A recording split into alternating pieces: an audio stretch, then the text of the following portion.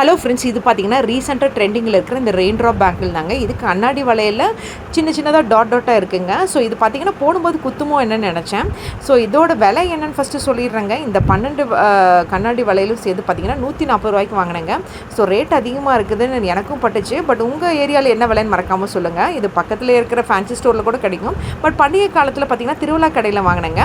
So இந்த கண்ணாடி வளையல் வாங்கினோடனே போட்டு பார்க்கணுன்னு ஆசையாக இருக்கும் இல்லைங்களா? அதே மாதிரி நானும் போட்டு பார்த்தேன். இப்போ 2 கையிலையும் ஃபுல்லாக போட்டு பார்க்குறேன். ஃபஸ்ட்டு இது சைஸ் கரெக்டாக இருக்கான்னு போட்டு பார்த்து வாங்கினேன். ஸோ என்ன தான் நம்ம அங்கே வாங்கி எடுத்து வச்சாலுமே பேக்கில் வீட்டுக்கு வந்தோடனே போட்டு பார்க்கணும்னு நினைப்போம் இல்லைங்களா? அந்த மாதிரி தான் நானும் போட்டு பார்த்தேன். இப்போ 2 கையிலையும் போட்டு பார்த்துட்டு உங்களுக்கு காமிக்கிறேன் பாருங்களேன்.